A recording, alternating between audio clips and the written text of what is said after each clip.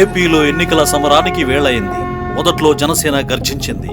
కాపు సామాజిక వర్గానికి అండగా నిలుస్తానని ఊరించింది. చివరకు ఉసూరుమనిపించింది. పార్టీ పెట్టి 10 ఏళ్లైనా పార్టీ పటిష్ట నిర్మాణం జరగలేదు. అడపాదడపా మీటింగులు, చిన్నపాటి సమావేశాలు తప్ప పార్టీపై ఫోకస్ పెట్టలేదు.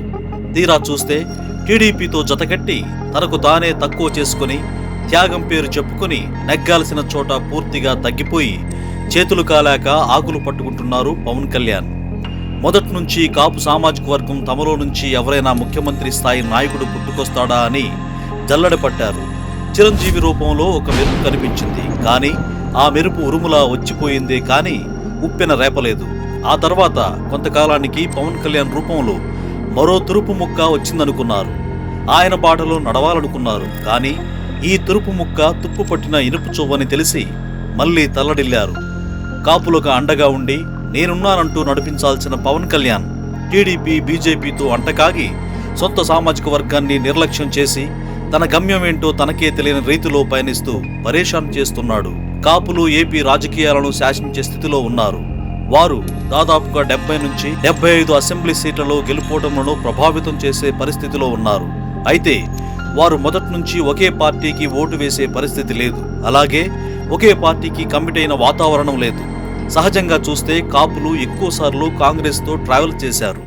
ఇక టీడీపీతో 1983, 1985, 1995లలో ఎన్టీఆర్ జమానాలో అడుగులు వేశారు. 1999లో కాంగ్రెస్, టీడీపీ 2 పార్టీల వైపు కాపులు సర్దుకున్నారు.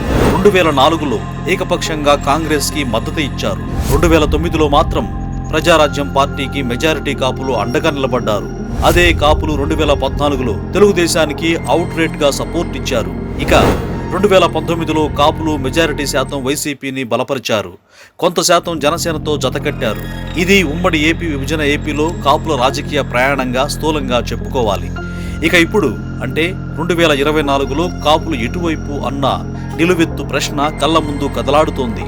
కాపులు ఈసారి జనసేనకు ఏకపక్షంగా మద్దతు ఇస్తారు అని చాలా కాలంగా అనుకున్న మాట నిజమే. కానీ ఎన్నికల దగ్గర పడుతున్న కొద్దీ కాపులలో మళ్లీ చీలిక కనిపిస్తోంది. గతంలో మాదిరిగా వన్ సైడెడ్గా కాకుండా స్థానికంగా పరిస్థితులకు అనుకూలంగా తమ అభిష్టానికి అనుగుణంగా ఓట్లు వేసుకునే పరిస్థితి కనిపిస్తోంది. దీనికి కారణం జనసేన అనుసరించిన విధానమే కారణమంటున్నారు. జనసేన సోలోగా పోటీ చేసి ఉంటే 2009 మాదిరిగా కాపులంతా ఆ పార్టీతో కలిసి సాగేవారు. కానీ జనసేన టీడీపీతో పొత్తు పెట్టుకుంది. ఈ పొత్తు తెచ్చిన తిప్పలతో మొత్తం కాపు సామాజిక వర్గాన్ని ఆలోచనలో పడేసింది. నాయకుడంటే బాహుబలిలా ఉండాలి, జనం కోసం పుట్టిన గుండెలా నిలిచిపోవాలి. అచ్చుగుద్దినట్లుగా అలా ప్రజలకు నమ్మకం కలిగించి నమ్మినోళ్లకు అండగా నిలిచారు వైఎస్ జగన్. ఈయన తమ్ము చూసే ఎగస్ పార్టీ లీడర్లు కూడా జై జగన్ అంటున్నారు. సామాజిక వర్గాలు సైతం చూడకుండా ఆయన కోసం సై అంటున్నారు. ఆయన కంట్లో పడితే చాలనుకుంటున్నారు.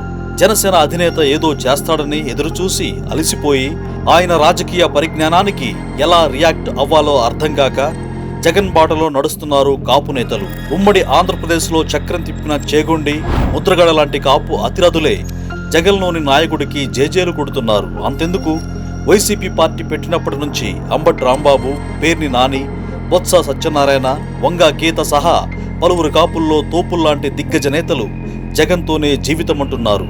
కాకినాడ బిజినెస్ మెన్ చలమలశెట్టి సునీల్ కూడా జగన్తోనే తన పొలిటికల్ లైఫ్ అంటూ కాకినాడ ఎంపీ బరిలో నిల్చున్నారు.